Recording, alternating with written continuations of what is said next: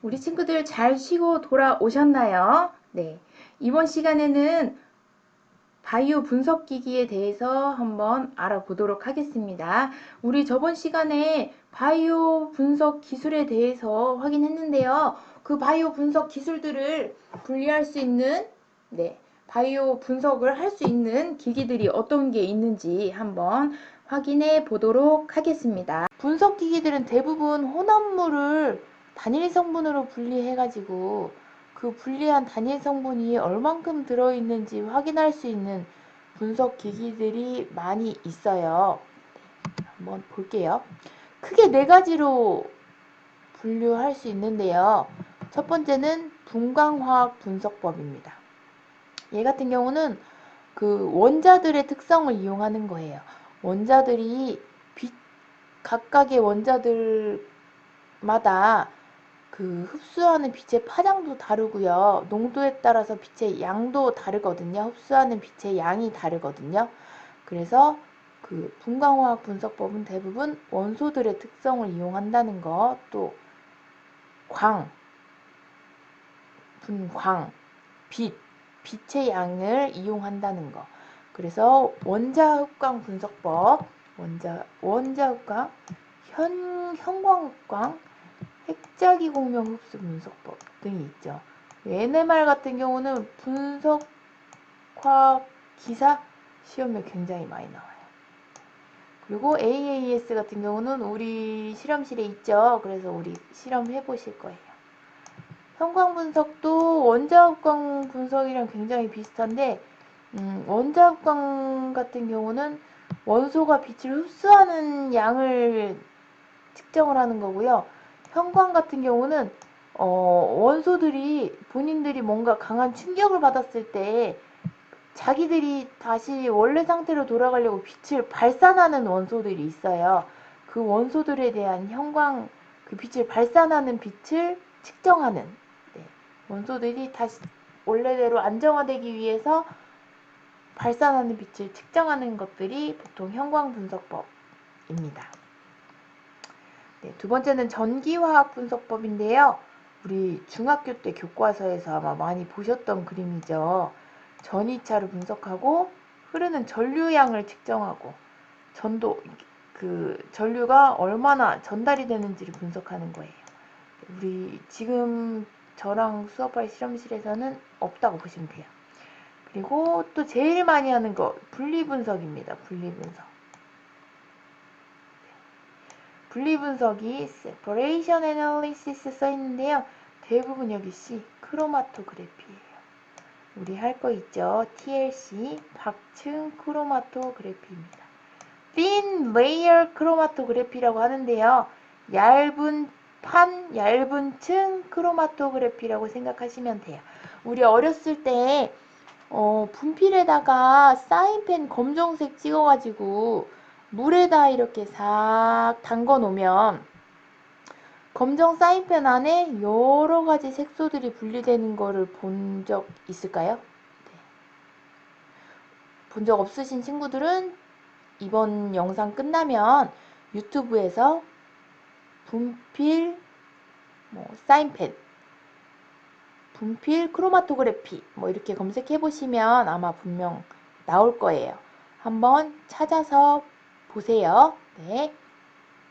그래서 그렇게 그 검정색 사인펜 안에 여러 색소가 섞여 있는 거를 분필이 물을 흡수하면서 색소들을 분리하거든요. 네, 그 원리랑 비슷한 거예요.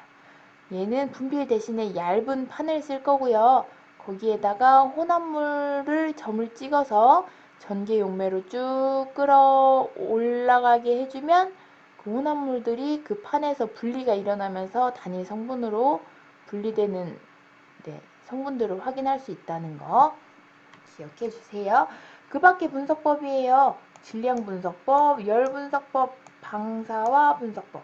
이 중에 질량 분석법 굉장히 많이 사용해요. 특히 언제? 농약. 네. 잔류농약 분석할 때 대부분 메스를 사용하거든요. LC 메스, GC 메스 많이 사용해요. 네. 이거 같은 경우는 그 분자량의 그 분자들의 각각의 원자량을 측정해서 분자 구조를 확인해 나가는 과정이라고 생각하시면 돼요. 분자량 확인하고 그 분자량 안에 원자 구조를 찾아가는 거라고 생각하시면 돼요. 엄청 어렵겠죠. 네. 우리 분석의 대가가 되셔서 꼭 나중에 용약 분석까지 할 수 있는 날이 왔으면 좋겠네요. 간지나. 그래서 우리 친구들 크로마토그래피 원리 한번 보실게요. 아까 우리 얇은 층 분필처럼 여기 나와 있죠.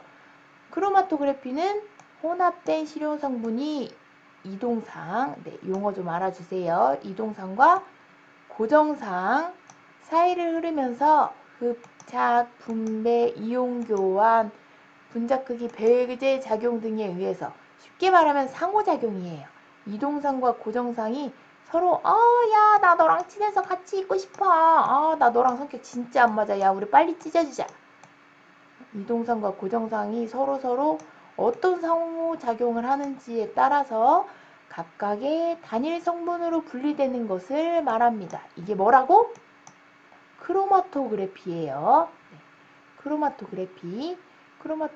그래서 분리, 정성, 정량 등의 분석 목적과 분리, 정제, 분치 목적에 이용이 됩니다. 물질의 고유한 RF값, 얘는 이동 속도라고 생각하시면 돼요. 얘가 여기까지 올라가는데 얼만큼 걸렸어. 여기까지 올라가는데 얼만큼 걸렸어. 여기까지 올라가는데 얼만큼 걸렸어 하시는 거예요. RF값을 판단함으로써 미지시료의 물질을 인식할 수 있습니다. 용매는 이만큼까지 왔는데 얘는 요만큼까지밖에 못 왔어. 비율이죠. RF값이. 이동 속도와 관련이 있습니다. 밑에는 토탈 S, 용매, 길이. 얘는 단일 성분의 길이.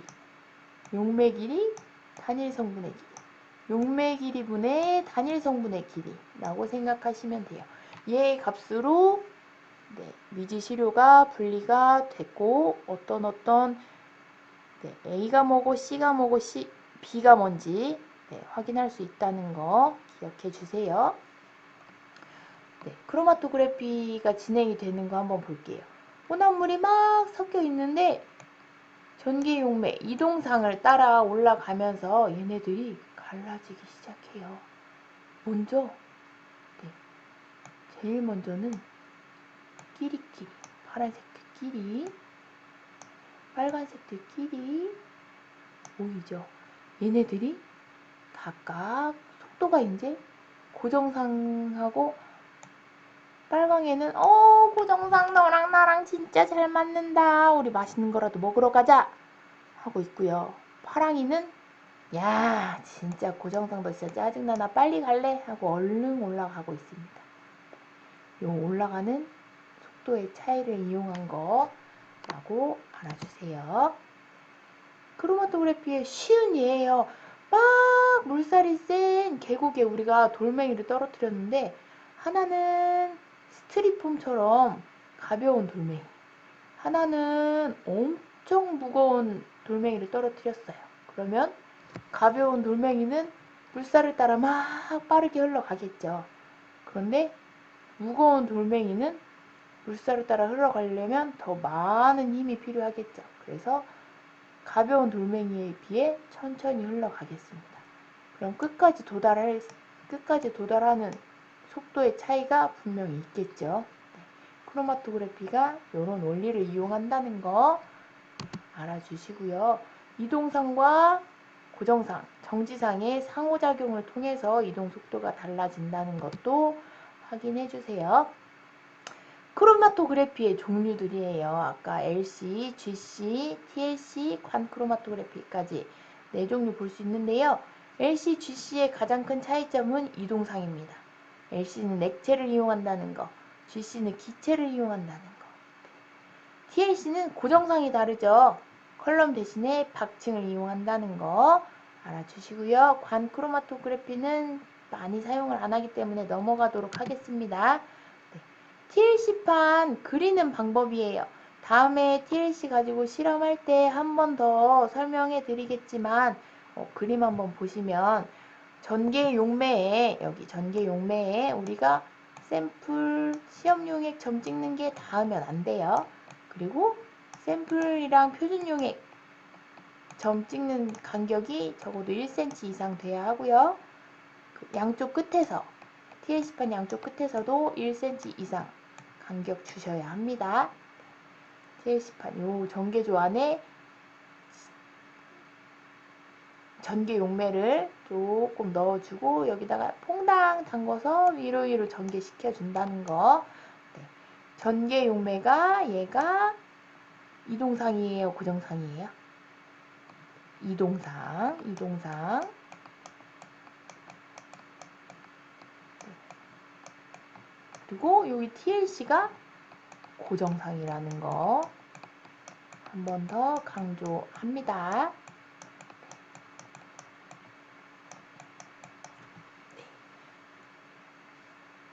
크로마토그래피는 항상 이동상과 고정상이 존재한다는 거까지 기억해 주세요.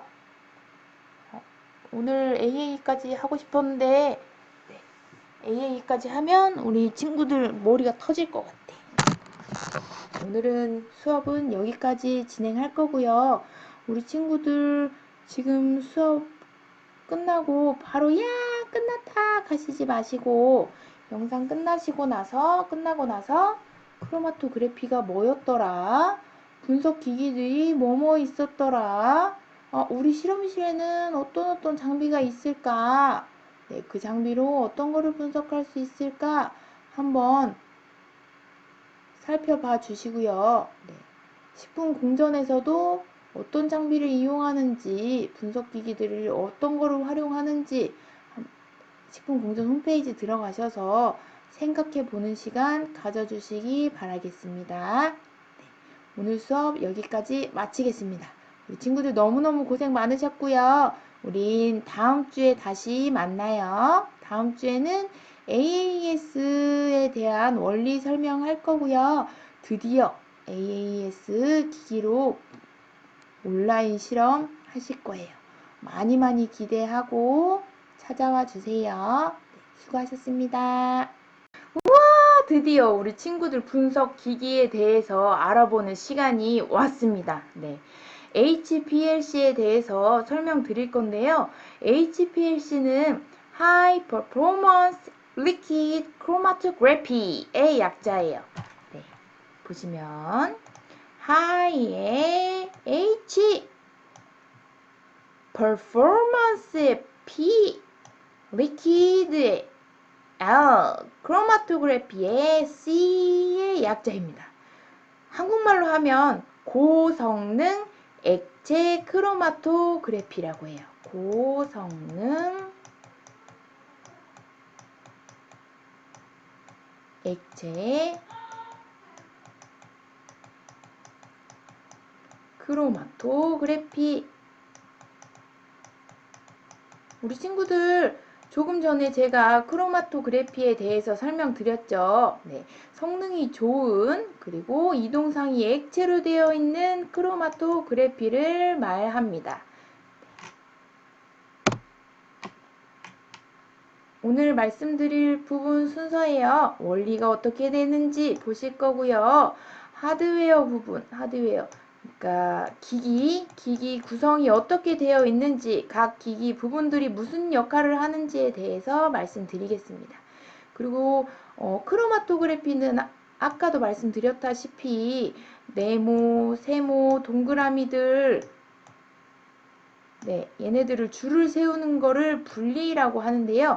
얘네들이 이렇게 딱 네모는 네모끼리, 세모는 세모끼리 네, 설 수 있도록 좋은 분리를 하려면 어떤 조건들을 변경시켜줘야 하는지도 한번 확인해 보도록 하겠습니다.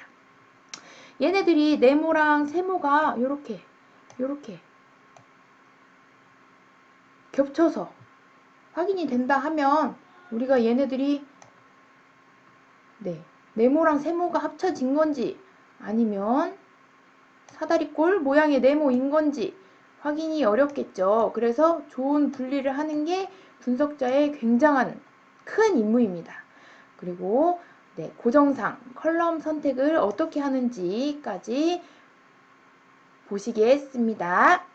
HPLC 원리 먼저, 정의 먼저 보실게요. HPLC는 혼합물의 구성 성분들을 분리, 식별 및 정량화하는 데 사용되는 분석화학 기술을 말합니다. 네, 혼합물을 분리하고 정량화하는 데 사용하는 분석화학 기술이다. 네, 중요 포인트 단어 기억해 주시고요. 전체적인 모식도 한번 볼게요.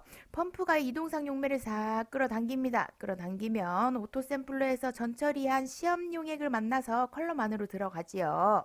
네, 컬럼 안에서는 이 혼합물들이 분리가 되기 시작합니다. 네, 너는 빨리 가, 나는 천천히 갈게. 네, 그러면서 디텍터에서 1등, 2등, 3등 순서대로 1등, 2등, 3등 순서대로 네, 크로마토그램으로 표시를 해주게 되죠. 네, 쭉 흐르던 이동상은 여기 폐액통으로 넘어가게 되어 있습니다.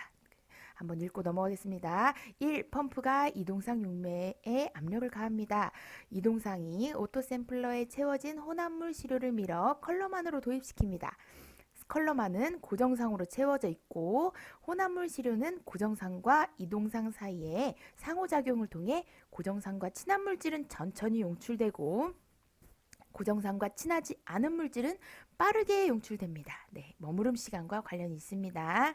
네, 컬럼 속이 우리 친구도 이런 그림 처음 보죠. 컬럼 속을 싹 잘라보면 이렇게 생겼어요. 네, 컬럼 안에 여기 노란색 동글동글 구슬들 보이시나요? 얘가 고정상이라고 보시면 됩니다. 스테이셔너리 패시스고요. 요 고정상 사이를 이동상이 슝슝슝슝 고정상을 지나서 이동상들이 있지요. 이동상이 계속 지나갑니다. 네, 이동상이 지나가면서 여기 오토샘플러에서 샘플들을 만나죠. 분석해야 되는 물질을 만나죠. 분석해야 하는 물질이 컬럼 안으로 들어오면서 네, 우리 초록이는 노란색 별로 마음에 안 들어. 안 들어서 난 좀 빨리 지나가야겠어. 빠바바바바바바바바바박 지나갑니다.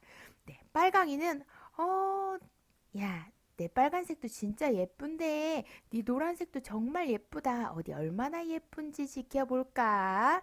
보면서 가볼까? 하면서 컬러만의 고정상들을 구석구석 탐방하게 됩니다. 네, 초록이는 슝, 빨강이는 구석 탐방하면서 컬러만을 빠져나가겠죠. 그러면 빠져나가는 속도가 차이가 나게 됩니다. 초록이, 빨강이. 네. 요 세 아이들의 속도가 다름으로써 단일 성분으로 분리가 되는 겁니다.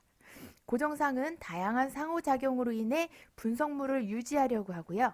다른 화학 성분들이 다른 속도로 컬럼을 통과하면서 단일 성분으로 분리되는 원리입니다. 컬럼을 지나오면 디텍터가 우리 프로그램 모니터에 이렇게 표시를 하게 됩니다. 네, 이렇게 얘를 크로마토그램이라고 하는데요. HPLC의 결과는 곧 크로마토그램이다 라고 생각하시면 되겠습니다. 전처리의 마지막 목적은 시험 용액 1mm 만드는 건데요.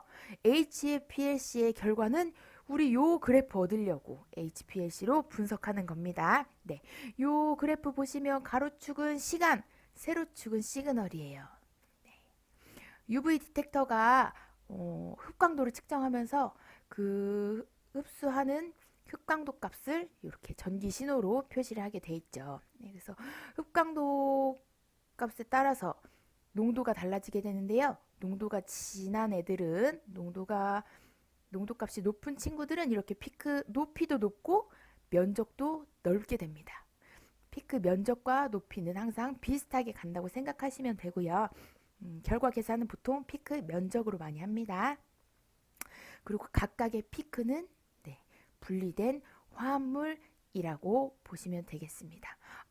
아까 우리 초록이 제일 빨리 나왔어요. 네, 얘가 초록이라고 보시면 되시고요. 컬럼에서 네, 여기가 빨강이라고 보시면 되겠습니다. 네, 가운데쯤은 뭐 파랑이라고 보시면 되겠습니다. 네. 선생님, GC하고 LC하고 언제 어느 때 어떻게 다르게 사용하는지 조금 잘 모르겠어요 하는 친구들이 많았어요. 네, 크게 두 분류로 비교하자면 분리하자면 네, 저는 이쪽으로 분리를 합니다. 네. 휘발성 기체상 네, 휘발성 용매를 많이 사용하는 것들은 보통 GC로 분석을 많이 하고요. 비휘발성 용매를 사용하는 것들은 보통 LC로 많이 분석을 합니다. 그래서 GC로 분석하는 거는 지방산 많이 분석하고요. 방향족 에스테르도 많이 분석하고요. 네. 여기 C2, C6 탄화수소 요 친구들 거의 동시에 분석할 수 있는 분석법도 있지요. 네. 그리고 LC에서는 보통은 뭐 아미노산계 그 다음에 당 성분도 많이 분석하고요. 색소도 분석하고요. 네, 아플라톡신도 분석하고 분석할 수 있는 물질들이 아주 많이 있습니다. 크게는 휘발성, 비휘발성으로 보시면 제일 편리하겠습니다. 네, HPLC 사용 용도 보실게요. 네, 비타민, 의약품, 유기화학 물질, 자연제품, 단백질 분리할 때 대표적인 것들을 제가 여기 표시해 놨어요. 비휘발성 화학 및 생물, 화합물 성분을 분리하는 데 사용됩니다. 우리 제약회사 꿈나무들 그리고 화장품회사 꿈나무들 많지요. 또 기능성 성분 식품회사를 꿈꾸는 친구들도 많을 거예요. 그 모든 회사의 HPLC 거의 필수 장비입니다. 네, 의약품 여기 아스피린, 이부프로펜, 뭐 아세타미노펜 얘네들은 거의 진통 해열제 계열인데요. 의약품 대부분 네, LC로 많이 분석합니다. 정량 분석하기 위해서. 우리 이번 학기에 선생님 구성해놨죠. 비타민, 또 자연제품, 인삼, 식물 추출물 분석합니다. 유기화학 물질 엄청 많이 해요. 네, HPLC가 거의 분석화학의 꽃이라고 보시면 되겠습니다. 제약 부분에서는 도대체 어떻게 사용하냐 예를 한번 들어봤어요. 네, 우리가 제약업을 예로 들면 약물 유효 성분 여기 우리 초록 네모들만 뽑아내고 싶어요. 근데 이거를 분리하는 기술도 만만치 않아. 너무너무 어려워. 얘만 뽑아내는 기술도 정말 쉽지 않아요.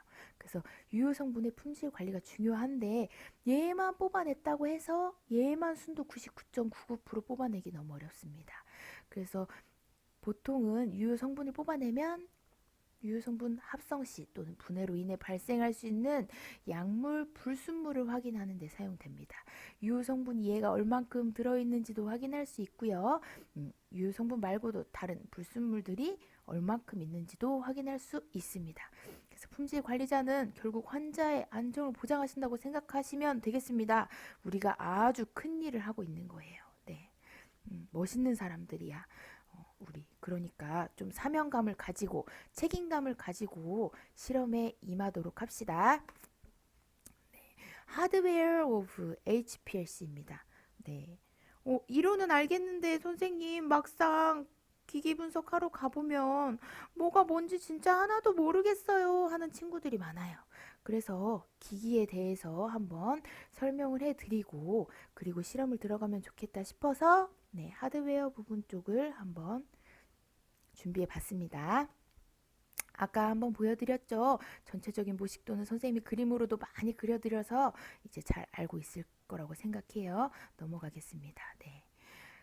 하드웨어 부분에서 이동상이 지나갈 때 제일 첫 번째 단계죠. 디게서 부분을 지나가게 됩니다. 에어가 이동상에 녹아 있을 때 문제점이 굉장히 많아요. 네. 펌프 이송이 불안정하고 펌프 압력이 좀 달라질 수 있어요. 그래서 디텍터 셀에서 큰 노이즈와 베이스라인 드리프트가 일어납니다. 얘는 어떤 거에 변화를 주냐면요. 예쁘게 피크가 나와야 되는데 피크 모양이 이상해질 수도 있고요. 베이스라인이 이렇게 올라가서 나중에 피크 면적을 구하고 싶을 때 피크 면적을 정확히 구하기 어려운 경우도 있습니다. 또 피크 머무름 시간을 변화하기도 해요. 그래서 피크 머무름 시간이 똑같은 A 성분인데 2.5분에 나왔던 게 에어가 녹아 있을 때는 2.1분에 나오기도 하고 이렇게 머무름 시간이 달라지면 같은 성분인데 다른 성분으로 우리가 착각할 수도 있게 되는 거죠. 그렇기 때문에 디게싱, 탈기를 해줘야 합니다. 이동상 안에 에어나 기체가 녹아있지 않도록 꼭 탈기를 해줘야 합니다. 그래서 하드웨어 첫 번째, 이동상이 흘러가는 첫 번째 단계에 항상 디게서가 있어요. 네. 그 다음에는 펌프가 있어요. 펌프는 두 종류가 있는데 보이시나요? 얘는 병렬식, 우리가 사용하고 있는 펌프입니다. A 펌프, B 펌프라고 사용하시면 되고요. 얘는 직렬식이에요. 아이소크레틱 밖에 사용을 못한다고 생각하시면 돼요. 여기는 A, B 각각의 펌프에서 유속을 조절해 줄 수 있기 때문에 유량을 조절해 줄 수 있기 때문에 그레디언트 모드도 사용할 수 있다고 보시면 되겠습니다. 여기 플런저 헤드가 요렇게 빙글빙글 돌아가면서 펌프를 슝슝슝 옮겨준다고 생각하시면 돼요. 우리 펌프에서 가장 중요하게 보실 부분이 그레디언트 시스템하고 아이소크레틱 시스템이죠. 그레디언트 시스템, 아이소크레틱 시스템. 아이소크레틱 시스템은 분석하는 동안 이동상 조성이 바뀌지 않습니다. 우리 카페인 분석할 때 메탄올 20, DW, 물 10 이렇게 분석했었죠. 그래서 똑같이 이동상 조성이 바뀌지 않았을 때 같은 실험 결과입니다. 메탄올 함량이 6대 4일 때는 분석 시간이 길어요. 근데 메탄올과 워터가 8대 2일 때는 분리능이 안 좋았어요. 이럴 때는 이동상 조성을 조금 비율을 조금 변화를 주는 것도 하나의 방법이고요. 분석자가 조절할 수 있어야 합니다. 컬럼을 이동상에 맞게 사용하시는 것도 하나의 방법입니다. 그레디언트 시스템입니다. 분석하는 동안 이동상 조성이 바뀔 수 있습니다. A 펌프는 처음에 30%로 시작해서 한 20분까지 쭉쭉쭉쭉쭉 계속 올려주겠습니다. 95%까지 올려줄 거고요. 95%까지 올려줬다가 한 5분 정도 유지하고 다시 30%로 내려서 분석 진행하겠습니다. 이렇게 우리가 A 펌프에서 A 펌프의 용매를 30%로 시작해서 95% 정도까지 시작했다가 올라갔다가 다시 30%로 내려가겠습니다. 이렇게 이동상 조성이 시간에 따라서 바뀔 수 있게 우리가 조절해 줄 수 있지요. 펌프 탭에서 말입니다. A 펌프가 그렇게 30에서 95까지 올라갔다가 다시 30으로 내려오는 동안 B 펌프는 반대가 되겠죠? 70에서 5%까지 내려왔다가 다시 70%로 올라가겠습니다. 항상 A 펌프와 B 펌프의 조성의 합이 100%라고 생각하시면 됩니다. 이 이동상을 조성을 바꿔줌으로써 짧은 분석 시간, 탁월한 분리 두 가지 장점이 두 마리 토끼를 한꺼번에 잡을 수 있다고 생각하시면 되겠습니다. 우리 분석 시간 길면 학교에서는 샘플이 많이 없어서 크게 영향을 못 받을 수도 있겠지만 보통 회사들에서는 하루에 10개 뭐 많이 하는 곳들은 100개 이렇게 분석하는 샘플들이 많기 때문에 짧은 분석 시간이 굉장히 중요해요. 요즘 야근하는 회사들도 없고 또 근무 시간이 다 정해져 있기 때문에 그 시간 안에 꼭 일을 끝내고 가시려면 요 부분 너무너무 중요합니다.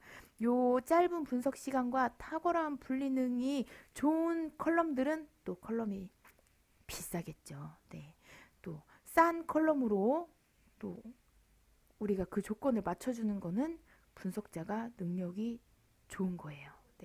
우리가 한번 HPLC의 대가가 되어서 모든 컬럼으로 짧은 분석 시간 분리가 예쁘게 일어나는 마법을 한번 만들어 봅시다.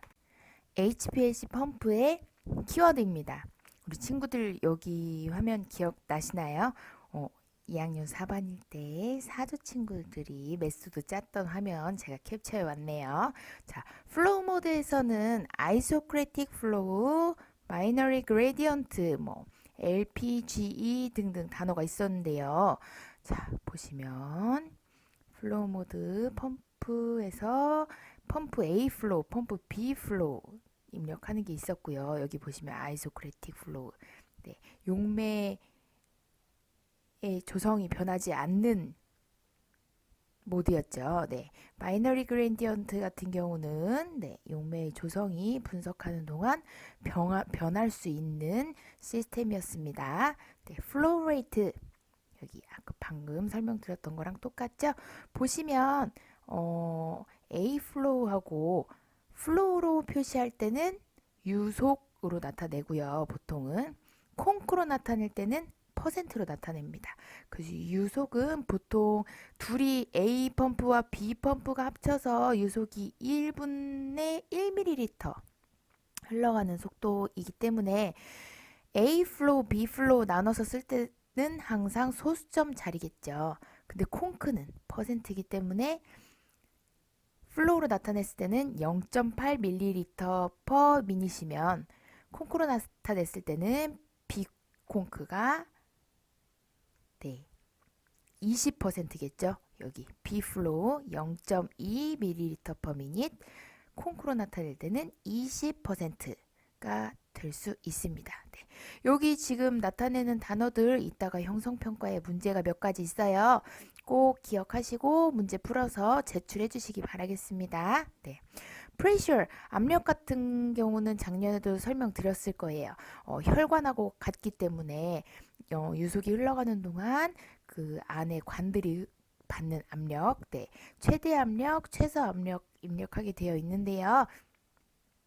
최소 압력은 보통 최대 압력이 우리 주입구에서 주사기 모양 거기가 제일 약하다고 해요. 20메가파스칼 이상 되면 거기는 고장이 날 수가 있다고 봅니다. 네, 그래서 최대 압력을 20메가파스칼로 지정을 해주시면 분석하는 동안 어디 라인이 막히거나 뭐 문제가 생겼을 경우에 압력이 계속 올라가겠죠. 그러면 20메가파스칼 이상이 되면 장비의 손상이 일어나지 않게 네, 자동으로 장비가 멈추게 되겠습니다. 넘어가겠습니다.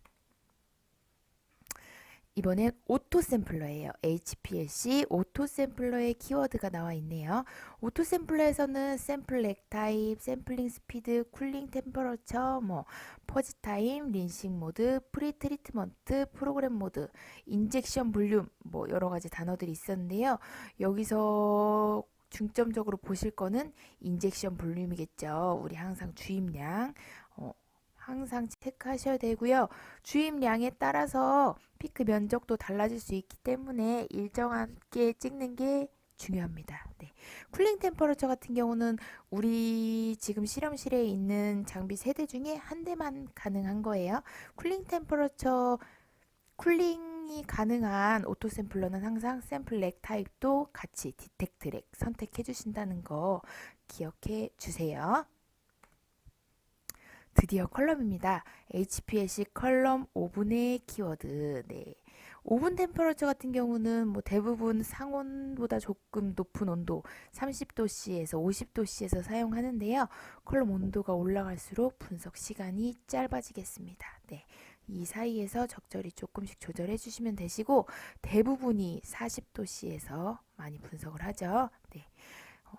템퍼러처 맥스 네, 온도도 최대 온도가 있어요. 컬럼에 따라 사용할 수 있는 최대 온도가 정해져 있는데 이 정해져 있는 온도 이상 올릴 경우에 고정상 즉 컬럼에 충진물에 손상을 입히게 됩니다. 네, 최대 온도도 보통 대부분이 90도씨예요. 네. 컬럼만큼 중요한 HPLC 파트 중에 하나죠. 디텍터. 디텍터에서 이제 정량 분석을 나타내 주는데 분리가 끝난 후 자외선을 이용해 시료에 들어있는 물질의 양을 측정하죠. UV 디텍터하고 PDA 디텍터. 과학들이 보통 그래요. 네, 흡수되는 빛의 양은 물질의 양에 따라 달라집니다. 흡수되는 빛의 양은 물질의 양과 정비례하며 이는 물질의 양이 2배일 경우 흡수되는 빛의 양도 2배가 된다는 것을 의미합니다.